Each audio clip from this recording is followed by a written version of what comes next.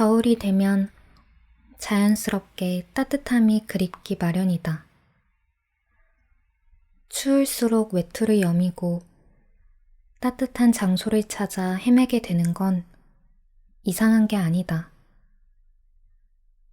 오래전 풍경이 되어버렸지만 어렸을 땐 시내에서도 드럼통에 불을 피워 사람들이 모여서 손발을 녹이던 모습을 심심치 않게 볼 수 있었다.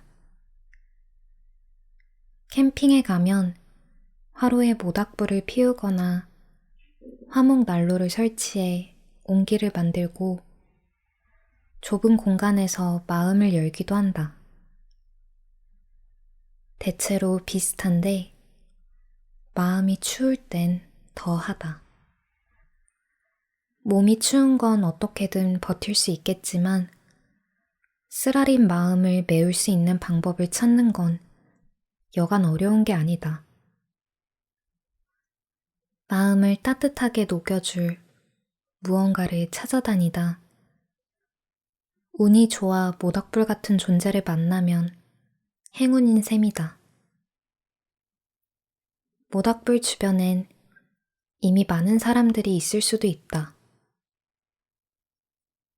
서로 어떻게든 온기를 쬐기 위해 좁은 틈을 비집고 들어가려 몸을 조금씩 비틀어댄다. 어쩌면 이미 몸이 녹아 양보하는 사람도 있을 수 있지만 절대 자리를 지키며 한치의 양보도 않는 사람도 있다. 개 중에는 자기 갈 길이 바빠 자리를 이탈하는 경우도 있을 것이고 이미 몸을 충분히 녹이고도 딱히 갈 곳이 없어 자리를 차지하는 사람도 있을 것이다. 사람들이 서로 관계를 맺는 게 꼭 모닥불 같다. 어떤 조직이든 모닥불이 되어준 존재가 있기 마련이다. 대부분의 사람들은 모닥불 주위에 있기를 바란다. 매서운 바람과 혹한을 각오하고 자기의 길을 가기 위해 모닥불을 이탈하고자 하는 사람도 있을 거다. 모닥불은 스스로 유지할 수 없다.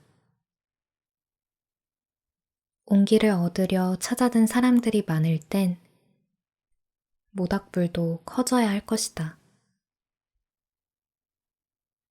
때로는 누가 시킨 것도 아닌데 감당할 수 없을 정도로 많은 땔감을 구해오는 사람도 있다.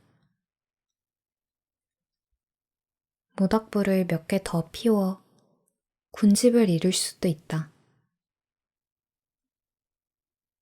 제 몸이 타들어가는 것도 모른 채 모닥불로 달려드는 나방이나 벌레도 많다.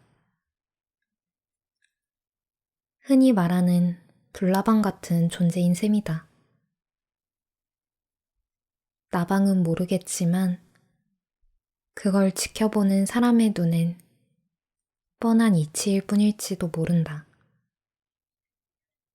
살면서 배운 것 중에 하나는 내가 모닥불이라고 판단했다면 그 근처에 있는 게 좋다는 것이다.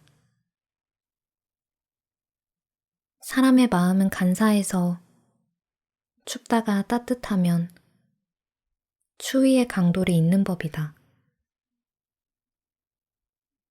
내 길을 가더라도 모닥불 주위에 머물면 언제라도 추위를 이겨낼 수 있다.